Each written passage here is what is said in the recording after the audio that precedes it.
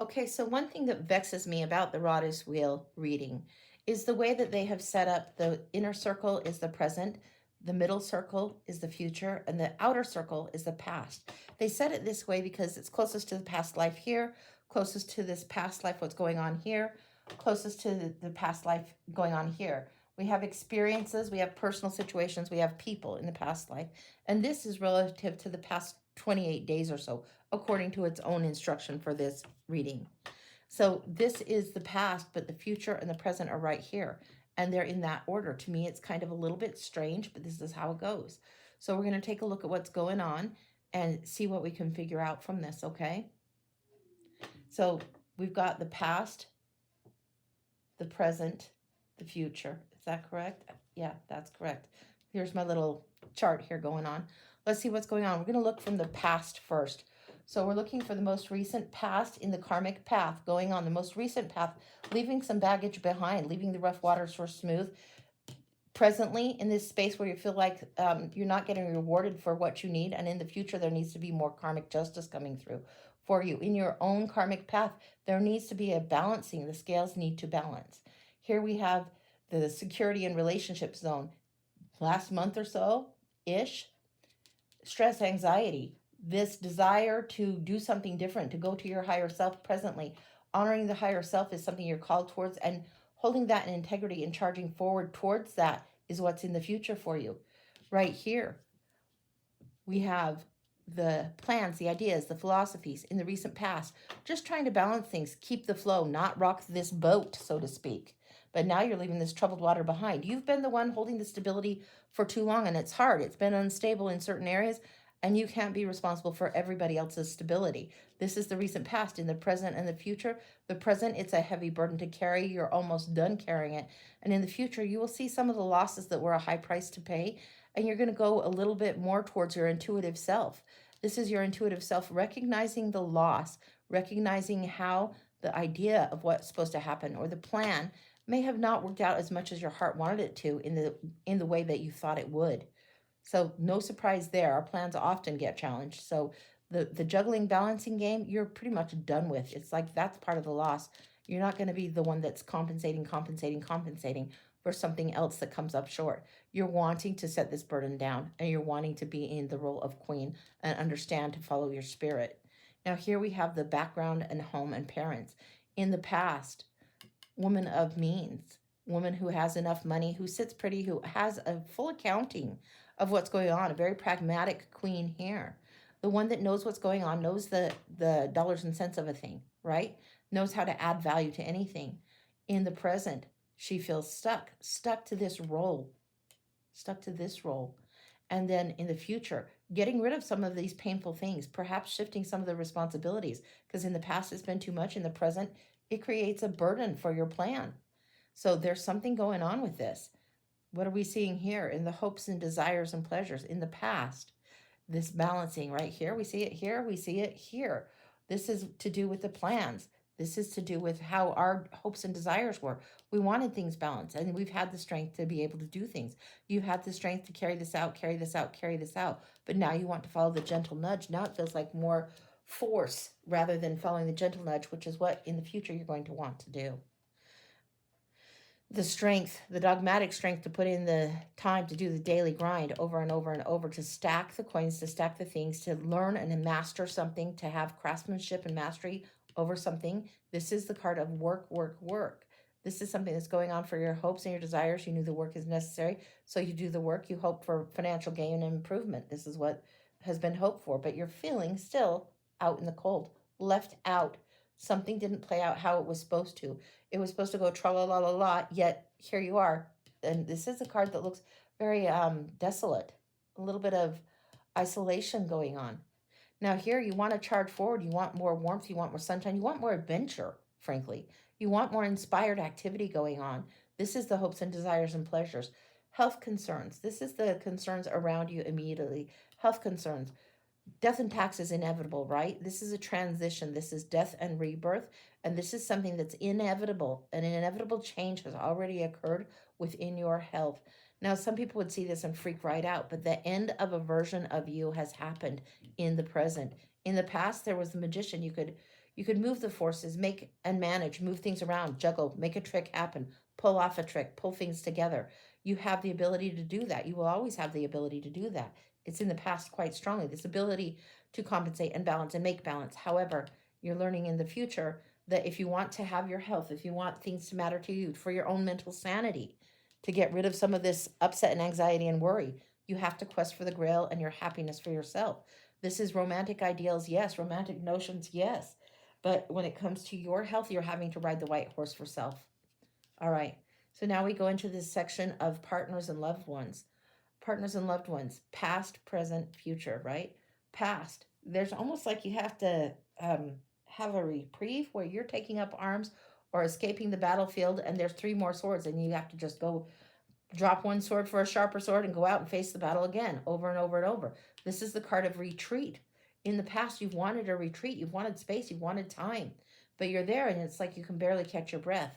Here in the present, the isolation is necessary. There is time for self, absolutely necessary for you. And here in the future, there's a completion, there's a growing up and an advancement. In tarot, you have the Fool on one end of the spectrum, and the final card, the 21, is the world. The world is when you've completed and you advance. You're going on to the next stage in the future. It is coming up soon. This way of going through the dark night of the soul, there's some of these spiritual lessons that have been dark night of the soul that have gone far beyond where you're out of breath and winded from doing so much work, winded from going into the battle so often, right? There's some of this spiritual stuff that's coming through more and more, and you understanding your own divinity, your own nature, your own spiritual stuff, and your own mortality. This is something that is going on. You understand it about yourself, you understand it about those who are close to you, and your partnerships. When you need to retreat, when you need to handle things alone, and if perhaps you've outgrown some of this travel by yourself, this is something that's very interesting. If perhaps you've outgrown a way of looking at things in a certain perspective. Now, here we have the mystic symbol or the potential gains. This is kind of the gift to you from the universe. This is how it's kind of handed down karmically, life after life, past life infuses this for this particular time for you. Recent past, security, money, wealth, stability, somebody backing your play. This is having that support, support, support. Recent past here also, you notice you were the support here, and this support has been granted. The money wasn't so much a problem. The support was well enough and the structure was well enough, but you keep building, building, building for something to break in the future. This is the domestic family bliss, the family harmony. This is something you've been able to create, able to offer, able to host, and not worry about too much, but something has changed. It feels like something in you has changed. Something in you has changed. In the future, the Queen of Cups, right here, having to do with the plans and ideas. This is recognizing the loss, but still having your dreams, your hopes and dreams, new insight on something, new insight here in the current energy, new insight in the future that throws some of this tower stuff down, throws the way you've been building, the way you've been doing, the way you've been operating. The foundation is not stable. It's going to need rechecked. And some of this you might be kicking down for yourself.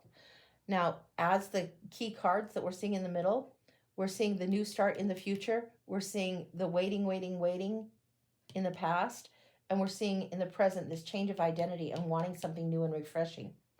Here we have the distance and travel going on. How you're having to steal away and almost protect your own priorities and feel like in some regards you're doing that on your own. This is the present energy. In the past, the wheel has turned. Something about the fates have conspired to turn to give you a benefit, even though it feels a little bit crazy, feels a little bit different than what you thought. You've traveled the established path. In the future, you have the keys because of what you've honored in tradition. You have the high priestess and the Hierophant right here. This is the knowledge, the wisdom, the established wisdom. This is the mysteries, the inner wisdom, the inner knowledge and inspiration coming through. Now, this is coming through as your karmic gifting, your karmic gain. This is coming as your karmic amplitude, what you amplify next. So here, the moon in the past, in the recent past, not having enough information, not having enough light. And what's opposing that? The sun. In the current energy, you have more knowledge, more expansion, more ability to growth, more enlightenment. And they're coming through at opposite ends. You're comparing the past to where you want to go in the future and coming up with your own wise choices of your heart. Stuck between strength and unity, stuck between here and what is the known and the unknown. The known here, as in the current energy, the known in the past here. Yeah.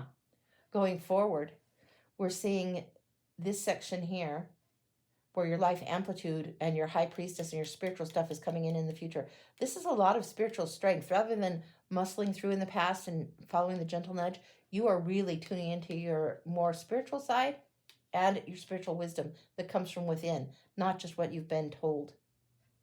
Okay, teamwork and unity coming here. This is what's in the present. In the past, you felt stuck, strung up.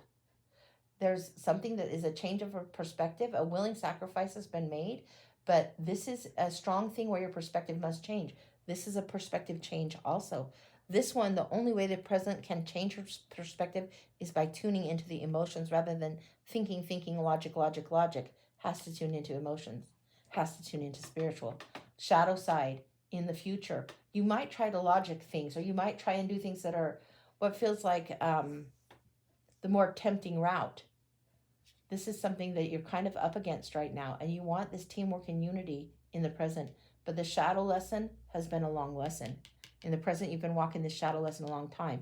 In the future, you're going to see the lesson and you're going to make a different choice. This willing sacrifice is something you're going to be willing to do. You did it in the past, but you're willing to sacrifice again in the future. How do we know this? Because of the tower. What do we have here? The woman who's sitting pretty. This is in the future, and in the past, the big gain, the big money winner, the big person that has the money, having plenty of money here, having a cultivated garden here, and then in the present, slowly moving forward with what the gains are. Very, very interesting. That's the subconscious. This is the true desire to have teamwork and unity. You've made the sacrifices, but you want more team around you. You want more unity around you. You want more of this team energy moving forward. You have independence. I think you don't want to be chained to the desk is what I'm getting. So that's what we're seeing here. Now, if we look in the line here, this is called the Dagon block, and it reads as situations to focus on, the situations of focus from your past life. So we're looking here, and it reads this way.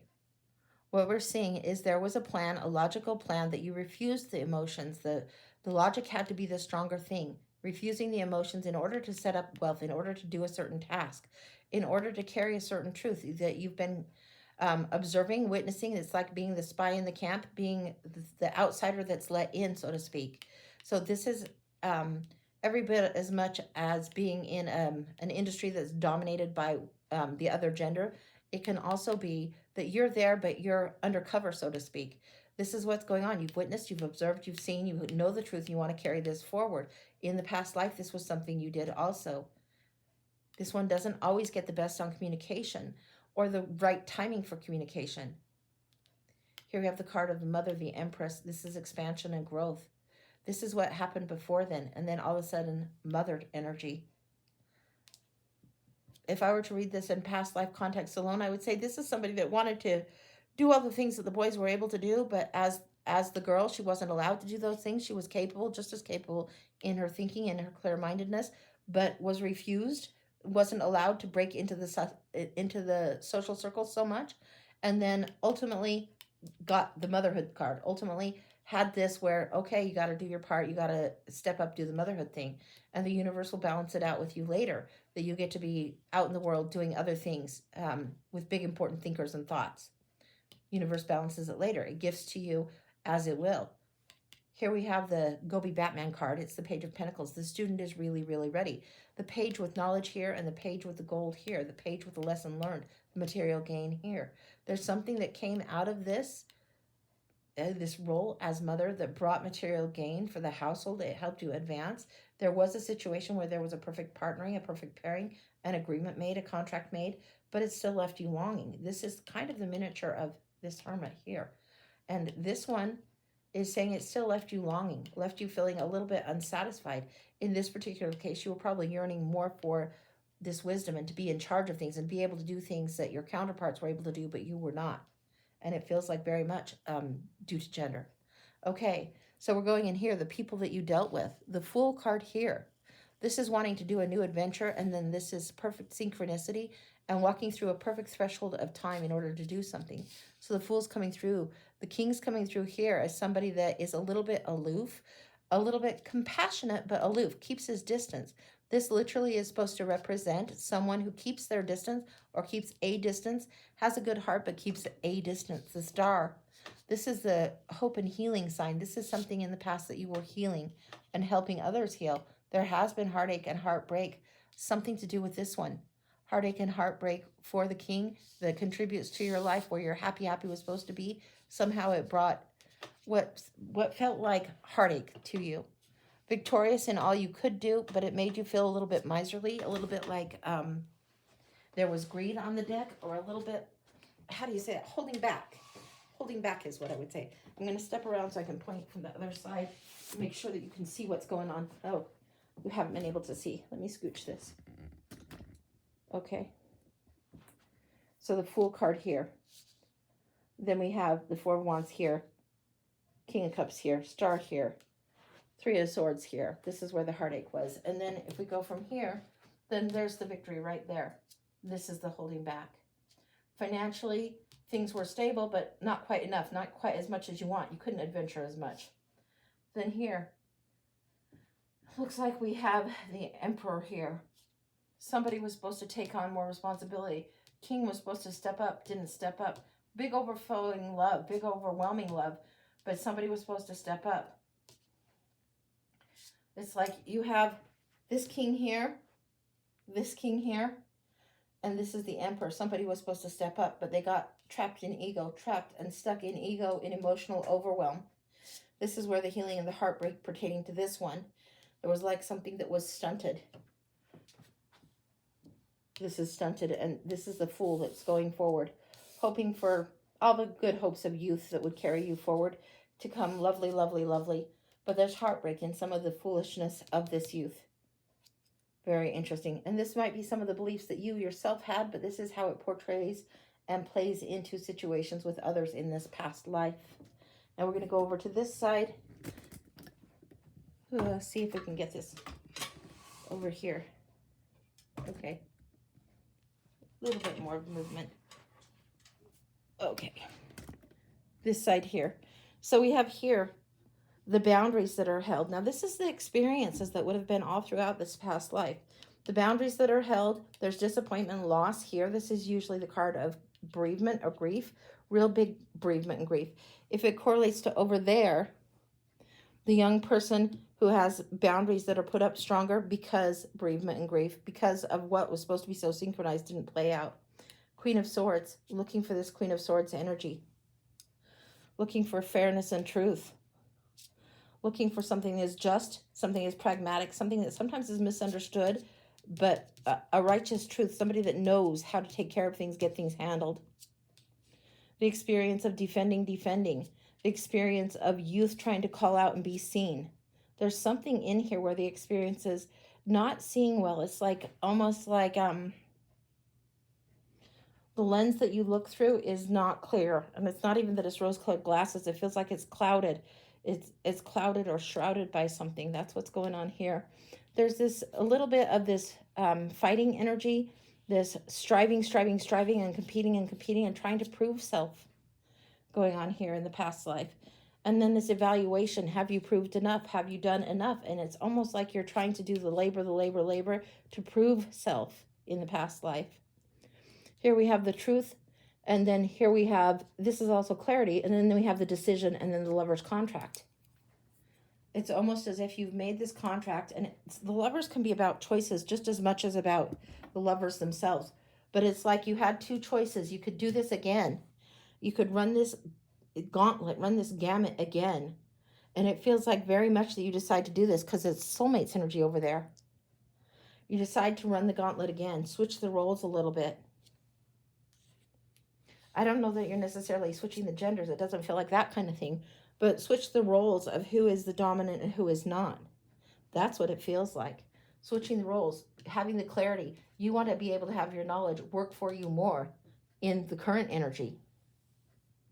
So you had to wait for that. Okay, and answers to the random questions. We're going to go to the bottom line here, the Malkuth line, that is supposed to answer the questions. So let me set this here.